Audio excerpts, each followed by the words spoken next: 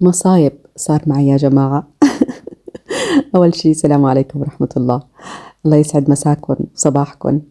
اليوم رح نعمل مع بعض لازانيا غير اعتيادية كتير طيبة بالخضار، وحبت بستي الجميلة الصغيرة سالي تصبح عليكم.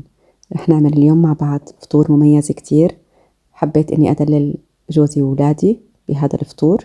صراحة مش دائما بعمل لهم هيك، بس لما بكون رايقة وحابة إني أعمل شي بعمل لهم شي مميز. خليكم تابعوا الحلقة للأخير. تنظيف البراد اللي له 100 سنة ما تنظف نظفته، وعملت لازانيا كتير طيبة، بنصحكم كتير تجربوها، وفطور مميز. فطورنا تقريبا حاولت اني اعمله صحي.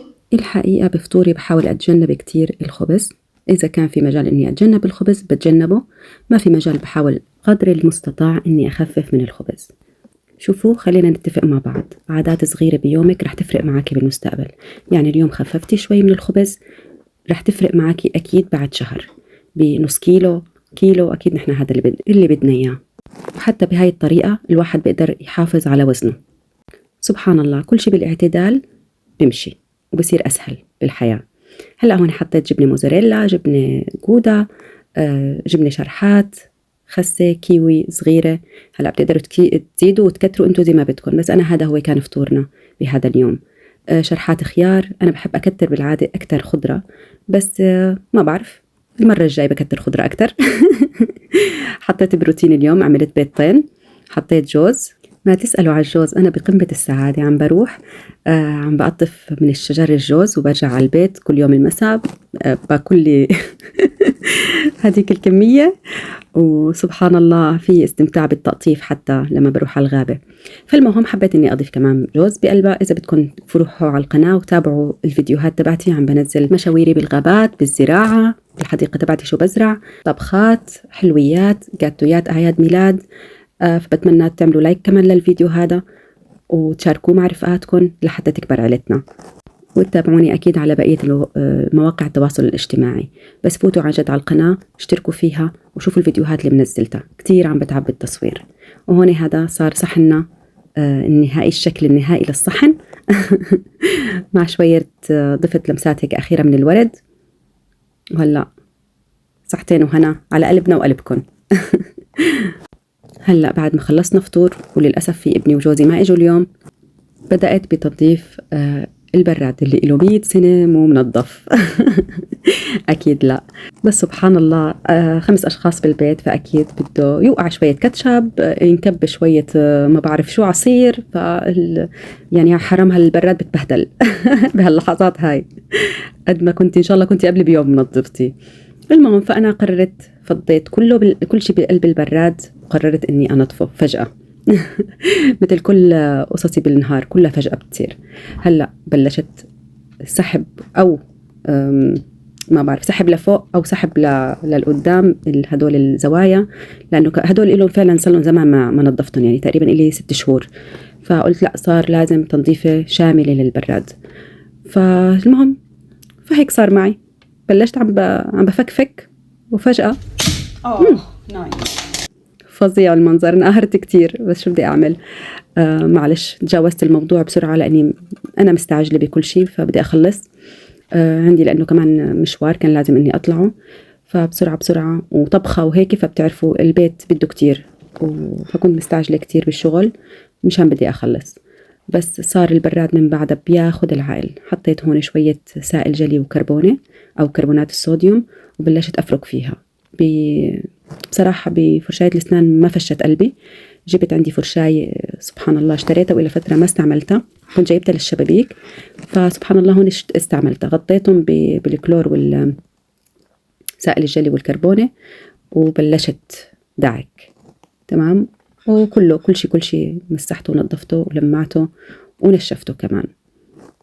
وبعدين بلشت أرتب الدروج، رجعت كل شيء مكانه، وزبطت الأكل اللي ما بدي إياه قمته على جنب. عندي كتير صوصات من الأولاد لأنه بطبخوا هن لحالهم كمان، فعندي صوصات كتير. الفاضي أو اللي فيه هيك شوي فضيته. المهم زبطت كل شيء بقلب البراد ورجعت رتبته. بدي أنصحكم نصيحة، البيض ما تجيبوا البيض تبع البودن، جيبوا الفغايلاند. فغايلاند أحسن بكتير. يعني أحسن بدرجة. الغذاء تبع الدجاج ما بيعتمد بس على الذرة، تمام؟ فعشان هيك الأفضل إنه تاخده في هايلاند. وهلأ خلصت البراد الحمد لله. وكمان كتير كانت سعيدة قطتي بالقعدة على الشباك عم بتشوف الهواء اللي موجود برا. وبعدين أنا هون رجعت على المطبخ لحتى أبلش باللازانيا. نصيحة مني، أنا هاي اللازانيا عملت لي إياها رفيقتي مرة، دقت عند رفيقتي يعني. كنت أعملها بالطريقة التقليدية أنا اللازانيا اللي هي لحمة وبصل ومية بندورة وطبقات. لا لا لا لا طبعا وبشاميل. لا لا هاي بتنقلك لمستوى تاني بصراحة. حطيت بصل، بالعادة بسويها بزيت زيتون صراحة، بس هالمرة حبيت إني أغير.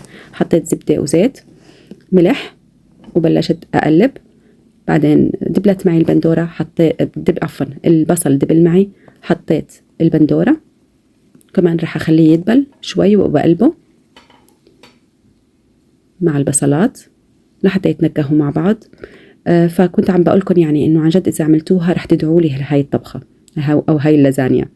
مية بندورة أنا ضفت عصارة كاملة، بقلبها لحتى يطلع الزيت منها وتتسبك مزبوط، لأنه سبحان الله مية البندورة كل ما تسبكت هيك وقليتوها بالزيت كل ما طلعت أطيب بكتير، بتعطي نكهة كتير مميزة. أنا ضفت هون بصلة كبيرة بندورتين ومية بندورة 3 معالق. هون ضفت جوزة الطيب نص معلقة صغيرة، فلفل أسود معلقة صغيرة يعني مليانة، ونص معلقة فلفل أبيض، معلقة ملح، زنجبيل نص معلقة، 7 بهارات نص معلقة صغيرة، أوريجانو معلقة كبيرة. هذا هو البهارات اللي رح يميز الطبخة. الكركم معلقة صغيرة، وبابريكا إذا عندكم بابريكا عادية أو مدخنة. أنا اللي عندي مدخنة كانت. كنت عم بقولكم إنه اللي بيعطي نكهة هي الأوريجانو، ضيفوا الأوريجانو عن جد بتعطي نكهة فظيعة للأكلة. تقريبا نص كيلو لحمة حطيت بهاي الكمية، بتقدروا تقللوا لحمة ما في مشكلة، بس هو بصراحة يعني بتعطي نكهة طيبة، وأحيانا في منه الناس بيستغنوا عنه. هون ضفت البابريكا، أنا كانت البابريكا اللي عندي حدة أو الفليفلة، وطلعت الطبخة بتجنن لأنه فيها حدودية شوي. وطبعا بتقدروا تقيموا الحد وتضيفوا بس بابريكا حلوة. هلأ هون شو عندكم خضرة بالبراد حطوها. أنا حطيت كوسة كانت عندي من الحديقة قطفتها، بازيلا وجزر. وهلأ آخر شي بس يستووا الجزر والبازيلا والكوسة، رح نحط الفطر والذرة إن شاء الله. هلأ عم بقلبهم مرة تانية. أنا حاسة كأنكم لهلأ ما حطيتوا لايك للفيديو، يعني مو معقول كيف أنا بدي أنشهر إذا أنتم ما دعمتوني. على السريع لايك واشتراك بالقناة وجولة كمان. هلأ بضيف مي سخنة للخضار وبخليها تقريبا 5 دقايق على نار وسط لحتى تستوي الكوسة والجزر. هلأ عندي الكوسة والجزر، عفوا البازيلا والجزر عندي اياهم من الفريزر جبتهم تمام فرزين يعني. هلأ بعدين رح أضيف الفطر واتركه دقيقتين. الفطر ما بده وقت بالسوا، دغري بيستوي. وبحط الذرة وبتكون هون الصلصة تبعنا جاهزة تمام. وبعدين رح نبلش نشتغل بالبشاميل، صلصة البشاميل. تقليبتين مع بعض وخليتهم على جنب، صارت جاهزة معي. بدي أخليها طبعا البشاميل فورا بدي أسويه، وبعدين ببلش أطبق اللازانيا على بعض. حطيت 1.5 لتر حليب، كل معلقة حليب تاخد معلقة نشا تمام، طبعا معباية. تقريبا معلقة صغيرة ملح، جوزة الطيب نص معلقة، وإذا عندكم فلفل أبيض أحسن، كمان هيك تقريبا نص معلقة. هلا وأكيد أنتوا بتدوقوها عشان تشوفوا إذا بحاجة لنوع بهارات معين أو بدها ملح تمام. يعني هذا كله اختياري. أنا إجمالا ما بحب الأكل مالح، بحب دايما ملحه خفيف، ودايما الواحد بيزيد على إذا بده. أنا يعني بالعادة أنا وزوجي ما بنزيد، بنحب الأكل قليل ملحه. هو عنده ضغط وأنا مشان صحتي بس مو أكتر. هلا بحطه على نار، بعد ما أحرك النشا والبهارات على البارد بشعل النار. بعدين بقلبهم منيح كتير. بتقدروا تضيفوا أكيد زبدة ما في مشكلة، بس أنا ما بضيف لها. هاي البشاميل هيك بعملها ولا شي بحط لها من الدهون. وبعدين هلا جاهزة معي، ببلش أطبق. حطيت اللازانيا حسيتها كبيرة شوي، يعني اجيت اجتهدت قلت بكسرها. صراحة يعني ما توقعت هالقد تتفتفت معي، انصدمت. المهم فقمت دايما الزوايا مشان تقدر تفوت مزبوط بالبايركس. اي صينية عندكم اكيد بتقدروا تحطوا فيها. هلا هاي أول طبقة، حطيت المرقة وشوية خضار. بعدين اللازانيا، في أنواع كتير لازانيا، في طويلة مستطيلة وفي مربعة. اللي عندي كانت مربعة، بلشت تتكسر معي وما في مشكلة، كملت عادي. حطيت الطبقات، بس أحرتني بصراحة. عملت صينية تانية خليتهم مثل ما هن مربعات فوق بعض حطيتهم طلعوا ما شاء الله بركة. طلعوا معي تقريبا هاي البايركس وتنتين مربعين كمان بقد للبايركس، ووحدة ثالثة الله العليم تقريبا طلعوا معي 4 ثواني. كنت ناوية اني احطهم بالفريزر، بس ما شاء الله ولادي قضوا عليها المهم رجعت اتكسرت معي. حطيتها طبقة خضار لازانيا، هاي اول طبقة. تاني حطيت اللازانيا، بعدين خضار فوق او مرقة بكتر، بعدين بشاميل، وبعدين لازانيا. شايفين مثل ما خضار بشاميل بحركهم شوي مع بعض، لازانيا. بعدين قلت ما بيأثر لو اجوا طبقتين فوق بعض، ما في مشكلة. حطيتهم المهم ما تتكسر معي وتعبي لي الدنيا.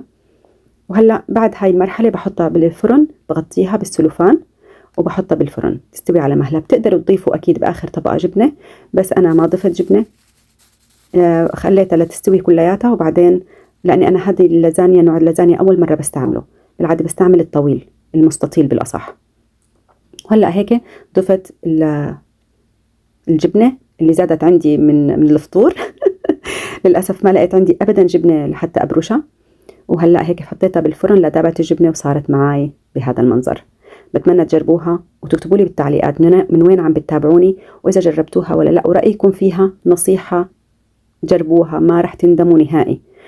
تمام أحبتي، وهلأ هيك الفيديو معنا صار لآخره. بتمنى تعملوا لايك للفيديو، تتابعوني على بقية الوسائل التواصل الاجتماعي، واكتبوا لي تعليق حلو مثلكم لحتى أتشجع وأعمل دائما فيديوهات. هلا هذه اللقمة الفظيعة عن جد كتير كتير طيبة. دائما اللقمة الطيبة بتلاقوها بقناة هدى سويت. استودعكم الله والسلام عليكم.